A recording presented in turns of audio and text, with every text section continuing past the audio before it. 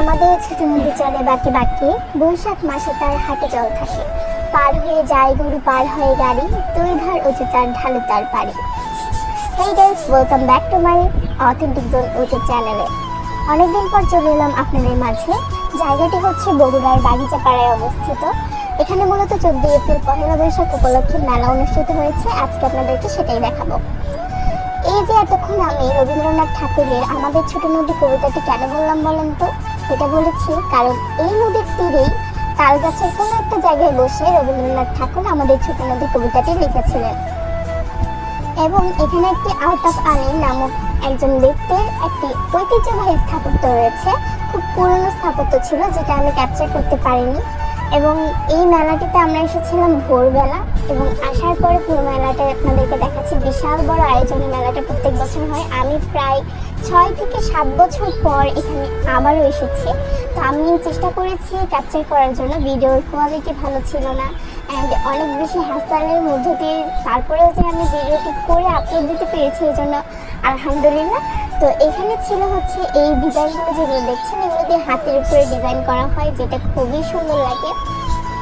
এখানে ঠিক কতগুলো দোকান ছিল সেটা আসলে গুণে শেষ করা যাবে না। এখানে হিউজ পরিমাণে দোকান ছিল, এক একটা কসমেটিকের দোকানই অনেকগুলো ছিল। এবং আমার একজন কাজিন ছিল যে কিনা একটা খেলনা, দেখতেই পাচ্ছেন এই খেলনা সেটটা সে কিনেছে এবং তার নাকি খুবই ভালো লাগছে, এটা নাকি সে বাসায় নিয়ে যাবে। দেন আরেকটা জিনিস যেটা খুবই ইউনিক পয়েন্ট আমরা কিনেছি, সেটা হচ্ছে বন্দুক। অ্যান্ড এটাই ছিল এই মেলার সবচেয়ে স্পেশাল একটা জিনিস, যেটা আমি এবং আমার কাজিন কিনেছিলাম। এবং আমার বাকি যারা কাজিন ছিল তারা সবাই এটা দিয়ে অনেক গেম খেলেছে, এবং লাস্ট মোমেন্টে তারা আমারটা নিয়েও টানাটা নিয়ে লাগাইছিল, বাট আমি দিইনি।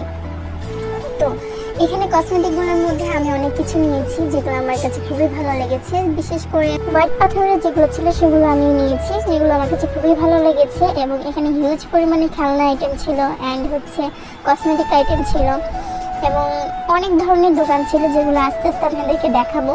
এখানে মূলত ভোরবেলা এসেছিলাম, এই জন্য সবাই প্রিপারেশনটা খুব ভালোভাবে শুরু করেনি। তখন অনেকে রান্না করছে সকালে ব্রেকফাস্ট করার জন্য, অনেকে এখানেই থেকে যায়, আবার অনেকে কাছাকাছি যাদের বাসা তারা দোকান বন্ধ করে বাসায় চলে যায়। তো এখানে আমার যে কাজিনরা ছিল তারা সবাই একটা শর্ট টাইপ খেলা খেলে, একটা গেম, ওইটার নামটা কি আমি জানি না, শর্ট টাইপ কিছু একটা বলে। তো এটা নিয়ে ওরা মজা করতেছিল। একটা বাচ্চাকে সে দিয়েছিল খেলার জন্য যে টাচ করে, এটা বাচ্চাটা আরেকটা টাচ করলে হয়তো সব খেয়ে ফেলতো। তো এই জিনিসটা সে কিনেছে এবং তার নাকি খুবই ভালো লেগেছে এই জিনিসটা, এবং এটা আমি আমার বোনের জন্য নিয়েছিলাম। তো এখানে আরও যে খাবার আইটেমগুলো দেখতে পাচ্ছেন, এগুলো অনেক বড় জায়গা নিয়ে বিস্তৃত ছিল। এখানে চানাচুর আইটেম ছিল, এবং হচ্ছে সবচেয়ে বেশি ভালো ইউনিক যেটা ছিল সেটা হচ্ছে মাছ মিষ্টি এবং হচ্ছে হুরুম, যেটা আমি একটু সামনে আপনাদেরকে দেখাবো। এখান থেকে আমি একটা খালি ব্রুজ নিয়েছি। আর এখানে হচ্ছে সবচেয়ে ভালো যেটা একটু আগে যেটা দেখালাম, সেটা হচ্ছে 12 মাখা বলা হয়।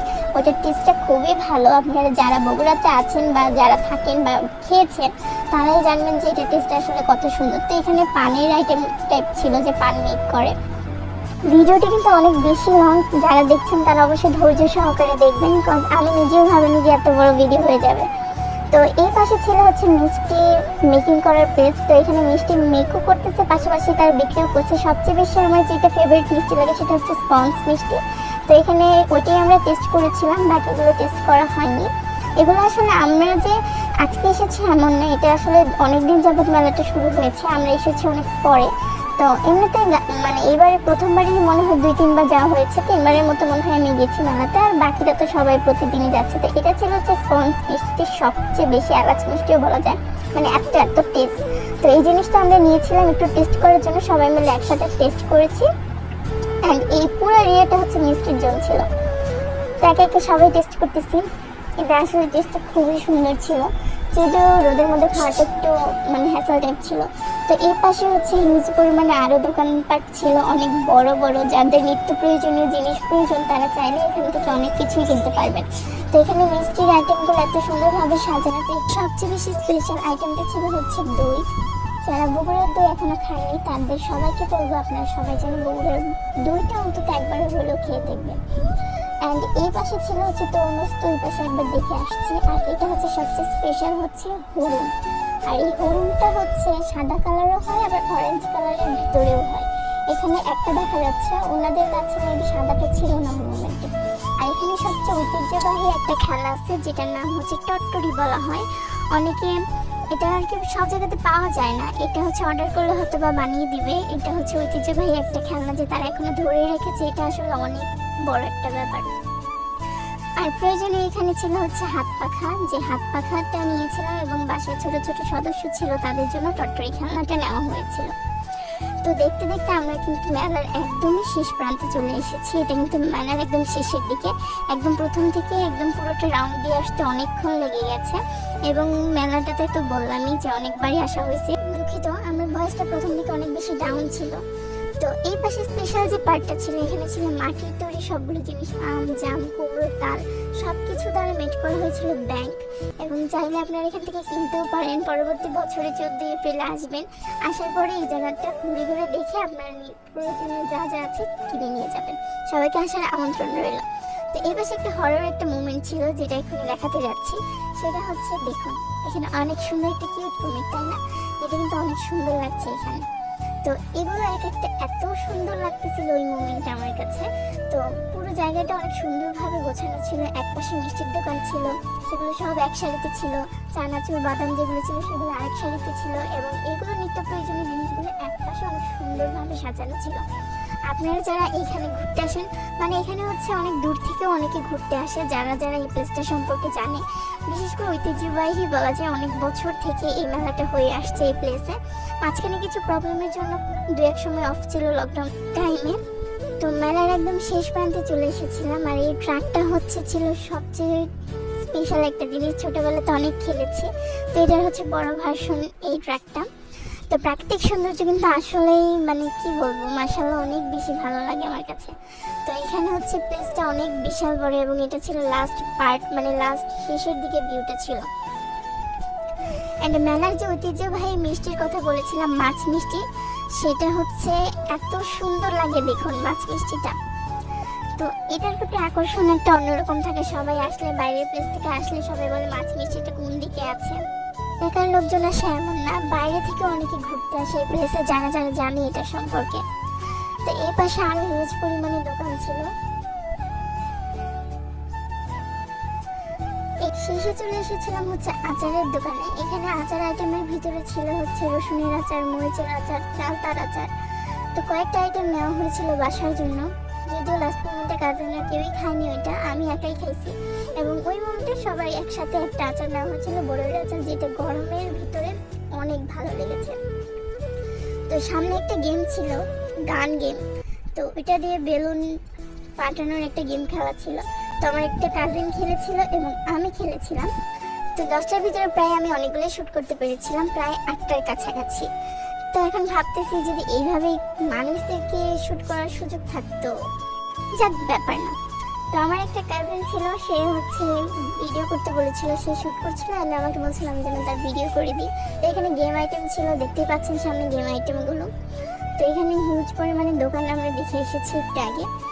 আমার এক কাজিনের হাতে অনেকগুলো ব্যাগ ছিল, তার 2 হাত ভর্তি খালি, যেগুলো কেনাকাটা করেছি সব কিছুতে একদম ভর্তি হয়ে গেছিলো এবং সবগুলো ছিল অনেক ভারী ভারী আইটেম।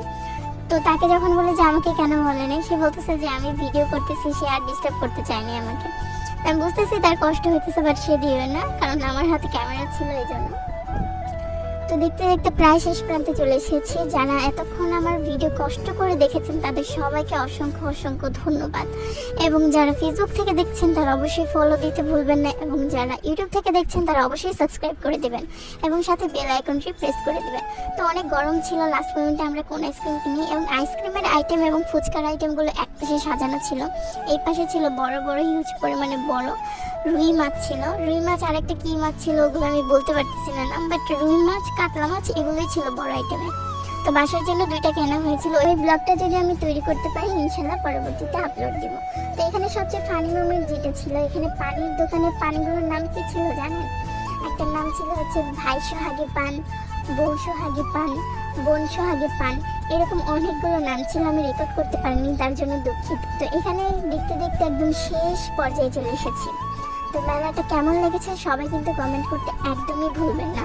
তো এখানে একটি বটগাছ আছে একদম শেষের দিকে দেখতে পাবেন। ওই বট গাছটা কিন্তু অনেক আগের, অনেক ঐতিহ্যবাহী একটা বট গাছ। তো এখানে যারা দুপুরবেলা আসবে তারা অবশ্যই ফটোগ্রাফি করতে পারবে, অনেক সুন্দর সুন্দর পিক তুলতে পারবে। যদি আমার ইচ্ছা ছিল বাট সময় হয়ে ওঠেনি এবং ফোনেও প্রবলেম, দেন এই ভিডিওটা আপলোড দিতে আমার অনেক বেশি কষ্ট হয়েছে। সবাই আমার জন্য দোয়া করবেন এবং আমার ভিডিওতে যদি ভুল ত্রুটি হয়ে থাকে অবশ্যই আমাকে জানাবেন। যারা যারা দূর থেকে এত কষ্ট করে দেখেছেন তাদেরকে অসংখ্য ধন্যবাদ। এবং এটা হচ্ছে ডান পাশে ছিল হচ্ছে এই যে বটগাছটা, এটা কিন্তু অনেক অনেক আগে। তো সবাইকে জানাচ্ছি আসসালামু আলাইকুম এবং এখানেই আমি আমার ব্লগটি শেষ করতে যাচ্ছি। যারা আসবেন তারা অবশ্যই বাইক নিয়ে আসার চেষ্টা করবেন, তাহলে রাস্তাটা অনেক বেশি সুন্দর লাগবে, আসতেও ভালো লাগবে। তো আল্লাহ হাফেজ সবাইকে, সবাই ভালো থাকবেন।